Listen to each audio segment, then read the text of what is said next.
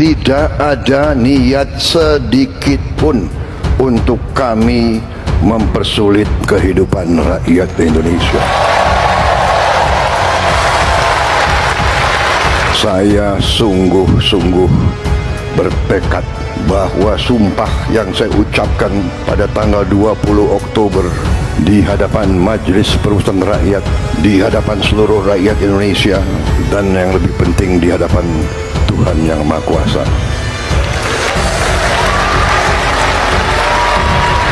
untuk menjalankan Undang-Undang Dasar dan menjalankan segala undang-undang dan peraturan Republik Indonesia dengan sebaik-baiknya.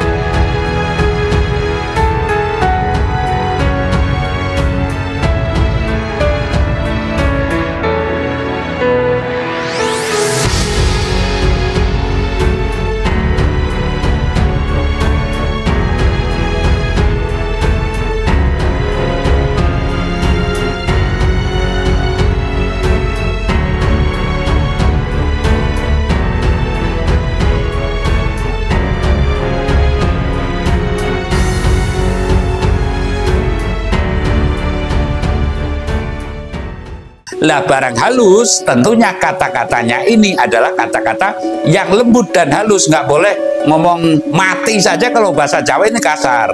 Dalam pemahaman orang yang sudah mundut kalimah, ya mundut kalimah ya baiat gitulah, baiat kejawaannya. Lah kalau baiat, kamu pilih surga atau pilih neraka? Yang demikian ini, sajen ini, pangruating diu ini sudah kalah oleh fragmen-fragmen atau penampilan-penampilan yang kelihatannya itu sakti banget lah, pakai jubah ya, terus gedadar, gededer, alor gitu, letal ngulon, mampirnya ya di tempat-tempat ibadat gitulah cara kasarnya, sudah udang-udangan, terus nanti ceramah, terus apa dapat amplop gitulah. Lah ini sudah kalah oleh yang demikian. Saya mengambil topik besar ya. Yang namanya pemimpin ini kejobo dari pemimpinnya para manungso untuk bisa mimpin bangsa halus. Contohnya Kanjeng Nabi Sulaiman. Lah sekarang kita dijebak oleh kata musyrik, syirik dan sebagainya. Cocot ini, mohon maaf maafnya, cocot atau mulut kita ini doanya tidak mungkin akan terkabul sampai pada Tuhan. Saya yakin itu. Ngitung paweling kaki Sabdo palon pamono swantara tapi ulo salamulya atur bagya isuka nusantara. Wilayah jati nukoni ajat-ajat ulul Nusantara tapi uluk salamulya. Pengamatan masyarakat dalam era pemerintahan Pak Prabowo Subianto yang dulunya itu dikenal atau didamba-dambakan menjadi penyelamat Nusantara ya.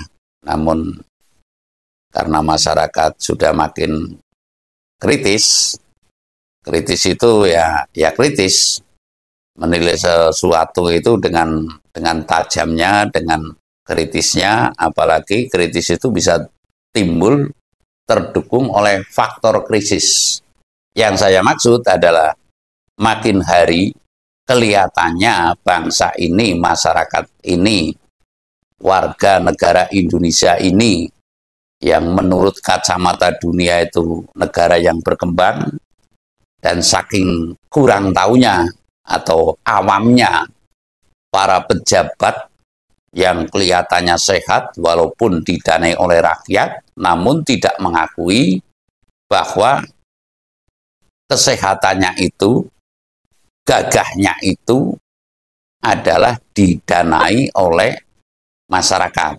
Sehingga muncullah kata yang kurang pasti atau kata yang sombong, tidak seperti pemimpin-pemimpin tempo dulu, terutama yang saya tahu itu Orde Baru, tidak pernah memiskinkan masyarakatnya. Sekali lagi, yang namanya Soeharto, Bapak Presiden Soeharto, tidak pernah ada kata miskin. Ini perlu dicermati ya. Yang saya tahu dulu ada NKKBS, Norma Keluarga Kecil, Sejahtera dan Bahagia. Namun karena sekarang tidak tahunya atau kurang tahunya atau tidak pahamnya persis atas bahasa batin atau atas bahasa sastro jendro pangruating tiu, sehingga yang namanya pemimpin asal berkata-kata, asal berbicara, gaskin, raskin, askeskin. Lah, berani-beraninya kamu memiskinkan manusia. Manusia berani-beraninya memiskinkan manusia. Lah, bahasa ini adalah bahasa yang latah, walaupun tidak latih ya. Yang saya maksud latah tidak latih itu tertera dalam kitab-kitab terdahulu, termasuk mohon maaf, kalau di Jawa ini tidak ada yang namanya kata miskin, maksimal wong ora duwe, ya kan? Lah, namun ada kitab yang disusikan menurut saya di situ para fakir miskin. Lah, ini perbedaannya yang saya nggak akan mengatakan atau menjelekkan salah satu pemahaman impor ya, bahasa impor, bahasa taruhlah panutan impor atau agama lah ceplak modare. Namun saya akan mengatakan yang seasli-aslinya leluhur Nusantara itu, para sesepuh kita mengatakan miskin ini adalah pantangan. Namun sekarang sudah menjadi latah dan latih para fakir, miskin, ditambah lagi mungkin duhafa dan sebagainya gitu loh. Yang jelas kalau di Jawa itu yang seingat saya dan itu terbukti pada masa Pak Harto, tidak ada yang namanya pemerintah itu mengatakan miskin kepada rakyatnya karena tahu pakem atau kekancingan. Lah, ini saya akan sedikit menguraikan.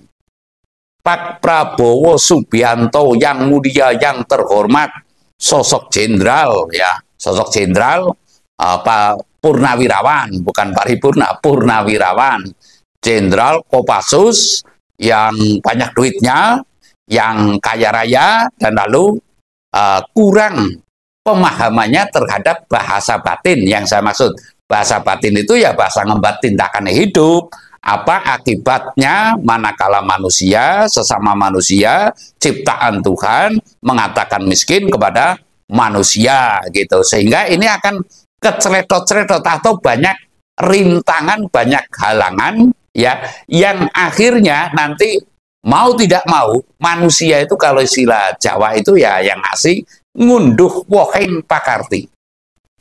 Ngunduh woheng pakarti yang dimaksud mungkin dalam bahasa yang lain adalah karma, atau bahasa yang lain lagi adalah nerak karso atau neraka gitu loh.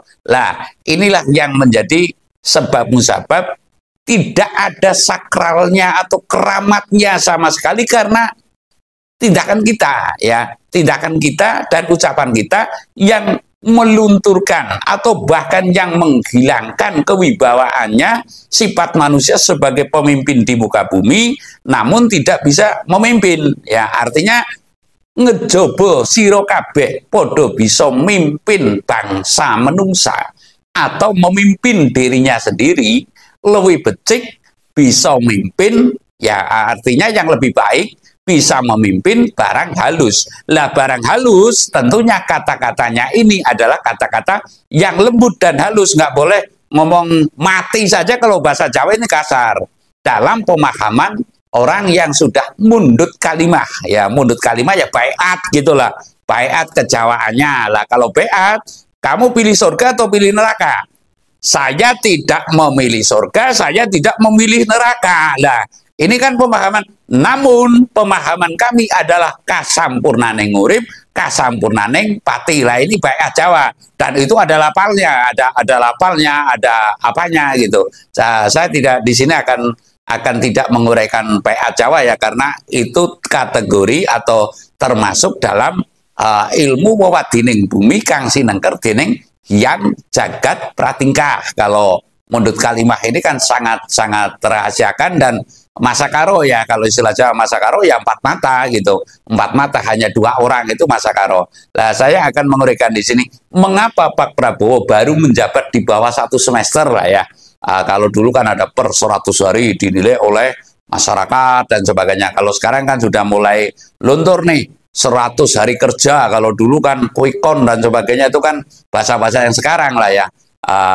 Dulu penilaiannya adalah kasunyatan. Ya, kasunyatanya Pak Prabowo baru menjabat paling antara 3-4 bulan, lalu sekarang sudah derasnya arus demonstrasi ya, derasnya arus mohon maaf semaaf-maafnya PHK, derasnya arus yang lain termasuk pemagaran laut, lalu lagi ada mohon maaf semaaf-maafnya ada nama yang tergaungkan ya, Akhwan sahabat itu yang Sedayu Group dan sebagainya. Ini adalah merupakan mungkin adalah titik awal atau tonggak daripada lunturnya keramat atau kewibawaan Pak Prabowo dalam disanjung oleh masyarakat ya, sekali lagi dalam disanjung oleh masyarakat, dimenangkan dengan penuh harapan masyarakat ini bisa menolong bangsa dan tanah airnya,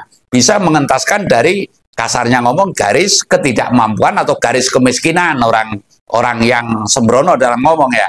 Lah, kasunyatanya sekarang yang janji 18 juta apa ya. Yang satu Mas Gibran ini 19 juta lapangan pekerjaan, malah yang terjadi adalah banyak PHK. Lah, mengapa demikian? Saya meyakini karena kalau di Jawa ini mau tidak mau harus mengenal sajen. Yang dimaksud sajen itu adalah sastro jendro ya. Sastro jendro pangruating tiu hayuningrat kalau kata saya. Lah, ini saya tidak akan menjelaskan yang sajen itu seperti apa lah. Yang demikian ini, sajen ini, pangruating tiu ini sudah kalah oleh fragmen-fragmen atau penampilan-penampilan yang kelihatannya itu sakti banget lah, pakai jubah ya, terus gedadar, gededer, alor gitu, letal ngulon, mampirnya ya di tempat-tempat ibadat gitulah cara kasarnya, sudah udang-udangan, terus nanti ceramah, terus dapat amplop gitulah. Lah, ini sudah kalah oleh yang demikian, sehingga Pak Prabowo sudah tidak mengenal lagi memetri atau sesaji. Lah, bagaimana Pak Prabowo ini akan, mohon maaf semaaf-maafnya, akan bisa disegani oleh keramatnya tanah Jawa? Ya, bagaimana Pak Prabowo ini, mohon maaf, akan disegani oleh bangsa halus? Saya mengambil topik besar ya. Yang namanya pemimpin ini ngejobo dadi pemimpinnya para manungso, kudu bisa mimpin bangsa halus. Contohnya Kanjeng Nabi Sulaiman. Lah, sekarang kita dijebak oleh kata musyrik, syirik dan sebagainya. Cocot ini, mohon maaf semaafnya, cocot atau mulut kita ini doanya tidak mungkin akan terkabul sampai pada Tuhan. Saya yakin itu. Yang bisa terkabul itu energinya. Energi melalui sembah rasa, lalu sembah kalbu, lalu di situ tumbuhlah energi yang setinggi langit dan lalu bisa menembus ke langit, di atas langit. Walaupun di atas langit masih ada langit, saya akan tembus ke arah inilah. Ketika itulah energi manusia, aura manusia bisa menembus, dan tingkatannya tidak untuk menata kelas desa ya, namun kelas negara lah. Saya meyakini dengan tidak menembusnya ini atau kurangnya sajen pemahaman sastro jendro, sajen itu ya doa wujud lah. Doa wujud contohnya kupatan, orang upati ruhnya masuk dihormati dengan kupat, dengan lepet, mengku kadang papat. Nah, lepet sukmanya itu dibulatkan lepet itu ya lepet, dibulatkan beras ketan. Ya, ketan itu ya sudah reraketan begitu loh. Reraketan itu kan simbolik ya. Namun secara aura mistisnya si ruh itu atau sukma itu merasa dihormati. Lah, pemahamannya demikian sudah tidak ada sama sekali dalam diri Pak Prabowo. Menurut saya nyaris tidak ada sama sekali ya, Saralat.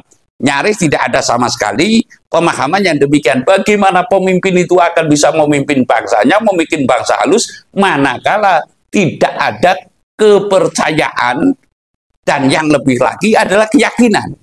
Namun ya kelihatannya percaya, namun nggak yakin. Ini pun bisa gagal untuk menjadi pemimpinnya para bangsa halus. Lah, saya di sini saya yakin, saya boleh yakin dong bahwa yang namanya kegaiban di Nusantara, terutama kegaiban yang di bawah naungan Sang Pamong Nusantara ini, di bawah naungan Kanjeng Tabita Beluk Salamulia, Ratu Pantai Selatan, niscaya akan memusuhi dengan pemerintahan Pak Prabowo, sehingga gejolaknya banyak sekali. Lah, saya hanya menyampaikan ini adalah inspiratif saya, boleh lah. Ini adalah petunjuk saya juga boleh, terserah saja. Yang jelas saya ingin menyampaikan bahwasanya hai pemimpin Nusantara semestinya mendapat palilah dari kegaiban Nusantara atau bangsa halus Nusantara agar memimpin Nusantara ini dengan lenggang kangkungnya, dan manakala ada hal sesuatu dikasih tahu atau dikasih pembisik. Nah, sekarang ya mohon maaf semaaf-maafnya yang demikian dikibatkan hanya alam pikir. Mohon maaf, pasukan Mega Siluman, jabarkan sendiri itu Mega Siluman, niscaya akan, bukan mengancam ya, akan merasa termusuhi sehingga akan membalas memusuhi. Nah, nanti jadinya Nusantara niscaya bisa disintegrasi. Saya rasa demikian. Terima kasih. Sanur Bali